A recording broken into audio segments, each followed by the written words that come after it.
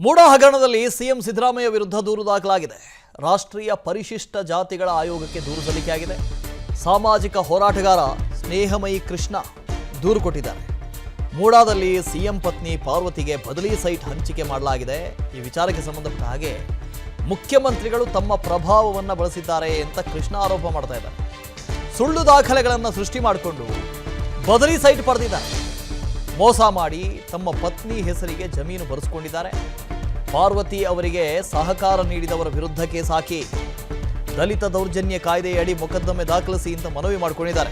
ಇಲ್ಲಿ ಮುಖ್ಯಮಂತ್ರಿಗಳು 62 ಕೋಟಿ ರೂಪಾಯಿ ನಂಗೆ ಪರಿಹಾರ ಬೇಕು ಅಂತ ಕೇಳ್ತಾ ಇದ್ದಾರೆ. ಆದರೆ ಆ ನಿಜವಾದ ಜಮೀನಿನ ಮೂಲ ವಾರಸುದಾರರೇ ಬೇರೆ ಅಂತ ಆರೋಪ. ಕೊಂಡುಕೊಂಡಿದ್ದೇ ಫೋರ್ಜರಿ ಡಾಕ್ಯುಮೆಂಟ್ ಮಾಡಿಕೊಂಡು ಅಂತ ಹೇಳ್ತಾ ಇದ್ದಾರೆ. ಅದು ದಲಿತ ದೌರ್ಜನ್ಯ ಕಾಯ್ದೆ ಅಡಿ ಮೊಕದ್ದಮೆ ದಾಖಲಿಸಿ ಅಂತ ಮನವಿ ಮಾಡಿಕೊಂಡಿದ್ದಾರೆ. ಭೂಮಿ ಕಳೆದುಕೊಂಡ ದಲಿತರಿಗೆ ನ್ಯಾಯ ಸಿಗಬೇಕು ಅಂತ ಮನವಿ ಮಾಡಿಕೊಳ್ತಾ ಇದ್ದಾರೆ. ಮೂಡಾ ಹಗರಣದಲ್ಲಿ ಮುಖ್ಯಮಂತ್ರಿ ಸಿದ್ದರಾಮಯ್ಯನವರ ವಿರುದ್ಧವೇ ಈಗ ದೂರು ದಾಖಲಾಗಿದೆ. ಹೌದಪ್ಪ, ನನಗೆ ಬದಲಿ ನಿವೇಶನ ಕೊಟ್ಟಿದ್ದಾರೆ. ಈ ಬದಲಿ ನಿವೇಶನಕ್ಕೆ ಬದಲಾಗಿ ನನಗೆ ಒಂದು 62 ಕೋಟಿ ರೂಪಾಯಿ ಪರಿಹಾರನೇ ಕೊಟ್ಬಿಡಿ, ಜಮೀನೇ ಬೇಡ ನನಗೆ, ಪರಿಹಾರ ಕೊಡಿ ಅಂತ ಕೇಳಿದರು ಮುಖ್ಯಮಂತ್ರಿಗಳು. ಈಗ ಆ ಮೂಲ ಜಮೀನೇ ಸಿದ್ದರಾಮಯ್ಯನವ್ರದ್ದಲ್ಲ, ಅದರ ವಾರಸುದಾರರೇ ಬೇರಿದ್ದಾರೆ ಅಂತ ಆರೋಪ. ಹಾಗಾಗಿ ಮುಖ್ಯಮಂತ್ರಿಗಳ ವಿರುದ್ಧ ಆರೋಪ ಕೇಳಿಬಂದಿದೆ. ಕೇಸ್ ಕೂಡ ಒಂದು ದಾಖಲಾಗಿದೆ.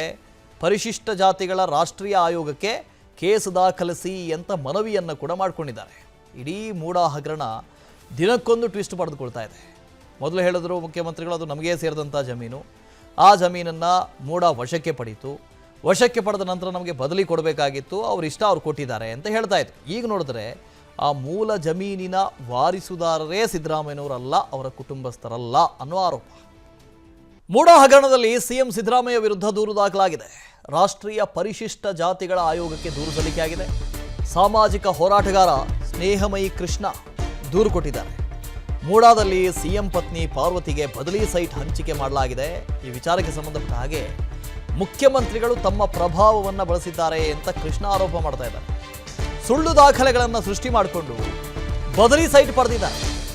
ಮೋಸ ಮಾಡಿ ತಮ್ಮ ಪತ್ನಿ ಹೆಸರಿಗೆ ಜಮೀನು ಬರೆಸಿಕೊಂಡಿದ್ದಾರೆ. ಪಾರ್ವತಿ ಅವರಿಗೆ ಸಹಕಾರ ನೀಡಿದವರ ವಿರುದ್ಧ ಕೇಸ್ ಹಾಕಿ ದಲಿತ ದೌರ್ಜನ್ಯ ಕಾಯ್ದೆಯಡಿ ಮೊಕದ್ದಮೆ ದಾಖಲಿಸಿ ಅಂತ ಮನವಿ ಮಾಡಿಕೊಂಡಿದ್ದಾರೆ. ಇಲ್ಲಿ ಮುಖ್ಯಮಂತ್ರಿಗಳು 62 ಕೋಟಿ ರೂಪಾಯಿ ನಂಗೆ ಪರಿಹಾರ ಬೇಕು ಅಂತ ಕೇಳ್ತಾ ಇದ್ದಾರೆ. ಆದರೆ ಆ ನಿಜವಾದ ಜಮೀನಿನ ಮೂಲ ವಾರಸುದಾರರೇ ಬೇರೆ ಅಂತ ಆರೋಪ. ಕೊಂಡುಕೊಂಡಿದ್ದೇ ಫೋರ್ಜರಿ ಡಾಕ್ಯುಮೆಂಟ್ ಮಾಡಿಕೊಂಡು ಅಂತ ಹೇಳ್ತಾ ಇದ್ದಾರೆ. ಅದು ದಲಿತ ದೌರ್ಜನ್ಯ ಕಾಯ್ದೆ ಅಡಿ ಮೊಕದ್ದಮೆ ದಾಖಲಿಸಿ ಅಂತ ಮನವಿ ಮಾಡಿಕೊಂಡಿದ್ದಾರೆ. ಭೂಮಿ ಕಳೆದುಕೊಂಡ ದಲಿತರಿಗೆ ನ್ಯಾಯ ಸಿಗಬೇಕು ಅಂತ ಮನವಿ ಮಾಡಿಕೊಳ್ತಾ ಇದ್ದಾರೆ.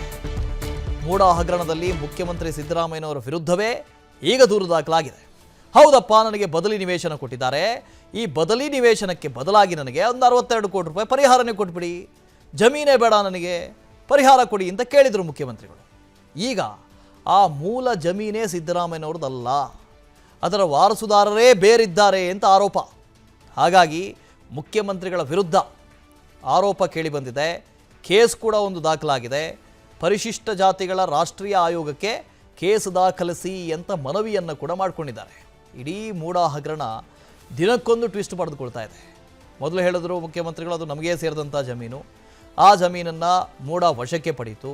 ವಶಕ್ಕೆ ಪಡೆದ ನಂತರ ನಮಗೆ ಬದಲಿ ಕೊಡಬೇಕಾಗಿತ್ತು, ಅವ್ರು ಇಷ್ಟ ಅವ್ರು ಕೊಟ್ಟಿದ್ದಾರೆ ಅಂತ ಹೇಳ್ತಾ ಇತ್ತು. ಈಗ ನೋಡಿದ್ರೆ ಆ ಮೂಲ ಜಮೀನಿನ ವಾರಿಸುದಾರರೇ ಸಿದ್ದರಾಮಯ್ಯನವರಲ್ಲ, ಅವರ ಕುಟುಂಬಸ್ಥರಲ್ಲ ಅನ್ನೋ ಆರೋಪ. ಮೂಡಾ ಹಗರಣದಲ್ಲಿ ಸಿಎಂ ಸಿದ್ದರಾಮಯ್ಯ ವಿರುದ್ಧ ದೂರು ದಾಖಲಾಗಿದೆ. ರಾಷ್ಟ್ರೀಯ ಪರಿಶಿಷ್ಟ ಜಾತಿಗಳ ಆಯೋಗಕ್ಕೆ ದೂರು ಸಲ್ಲಿಕೆಯಾಗಿದೆ. ಸಾಮಾಜಿಕ ಹೋರಾಟಗಾರ ಸ್ನೇಹಮಯಿ ಕೃಷ್ಣ ದೂರು ಕೊಟ್ಟಿದ್ದಾರೆ. ಮೂಡಾದಲ್ಲಿ ಸಿಎಂ ಪತ್ನಿ ಪಾರ್ವತಿಗೆ ಬದಲಿ ಸೈಟ್ ಹಂಚಿಕೆ ಮಾಡಲಾಗಿದೆ. ಈ ವಿಚಾರಕ್ಕೆ ಸಂಬಂಧಪಟ್ಟ ಹಾಗೆ ಮುಖ್ಯಮಂತ್ರಿಗಳು ತಮ್ಮ ಪ್ರಭಾವವನ್ನು ಬಳಸಿದ್ದಾರೆ ಅಂತ ಕೃಷ್ಣ ಆರೋಪ ಮಾಡ್ತಾ ಇದ್ದಾರೆ. ಸುಳ್ಳು ದಾಖಲೆಗಳನ್ನು ಸೃಷ್ಟಿ ಮಾಡಿಕೊಂಡು ಬದಲಿ ಸೈಟ್ ಪಡೆದಿದ್ದಾರೆ. ಮೋಸ ಮಾಡಿ ತಮ್ಮ ಪತ್ನಿ ಹೆಸರಿಗೆ ಜಮೀನು ಬರೆಸಿಕೊಂಡಿದ್ದಾರೆ. ಪಾರ್ವತಿ ಅವರಿಗೆ ಸಹಕಾರ ನೀಡಿದವರ ವಿರುದ್ಧ ಕೇಸ್ ಹಾಕಿ ದಲಿತ ದೌರ್ಜನ್ಯ ಕಾಯ್ದೆಯಡಿ ಮೊಕದ್ದಮೆ ದಾಖಲಿಸಿ ಅಂತ ಮನವಿ ಮಾಡಿಕೊಂಡಿದ್ದಾರೆ. ಇಲ್ಲಿ ಮುಖ್ಯಮಂತ್ರಿಗಳು 62 ಕೋಟಿ ರೂಪಾಯಿ ನಂಗೆ ಪರಿಹಾರ ಬೇಕು ಅಂತ ಕೇಳ್ತಾ ಇದ್ದಾರೆ. ಆದರೆ ಆ ನಿಜವಾದ ಜಮೀನಿನ ಮೂಲ ವಾರಸುದಾರರೇ ಬೇರೆ ಅಂತ ಆರೋಪ. ಕೊಂಡುಕೊಂಡಿದ್ದೇ ಫೋರ್ಜರಿ ಡಾಕ್ಯುಮೆಂಟ್ ಮಾಡಿಕೊಂಡು ಅಂತ ಹೇಳ್ತಾ ಇದ್ದಾರೆ. ಅದು ದಲಿತ ದೌರ್ಜನ್ಯ ಕಾಯ್ದೆ ಅಡಿ ಮೊಕದ್ದಮೆ ದಾಖಲಿಸಿ ಅಂತ ಮನವಿ ಮಾಡಿಕೊಂಡಿದ್ದಾರೆ. ಭೂಮಿ ಕಳೆದುಕೊಂಡ ದಲಿತರಿಗೆ ನ್ಯಾಯ ಸಿಗಬೇಕು ಅಂತ ಮನವಿ ಮಾಡಿಕೊಳ್ತಾ ಇದ್ದಾರೆ. ಅನುಕ್ಷಣದ ಸುದ್ದಿಗಳಿಗಾಗಿ ವಿಸ್ತಾರ ನ್ಯೂಸ್ ಯೂಟ್ಯೂಬ್ ಚಾನೆಲ್ ಸಬ್ಸ್ಕ್ರೈಬ್ ಮಾಡಿ. ಹೊಸ ಸುದ್ದಿಗಳ ನೋಟಿಫಿಕೇಶನ್ಗಾಗಿ ಬೆಲ್ ಐಕಾನ್ ಕ್ಲಿಕ್ ಮಾಡಿ. ಲೇಟೆಸ್ಟ್ ಅಪ್ಡೇಟ್ಸ್ಗಾಗಿ www.vistaranews.com ವೆಬ್ಸೈಟ್ಗೆ ವಿಸಿಟ್ ಮಾಡಿ. ಅಂಗೈಯಲ್ಲೇ ಜಗತ್ತಿನ ಸುದ್ದಿ ತಿಳಿಯಲು ವಿಸ್ತಾರ ನ್ಯೂಸ್ ಕನ್ನಡ ಆಪ್ ಡೌನ್ಲೋಡ್ ಮಾಡಿ.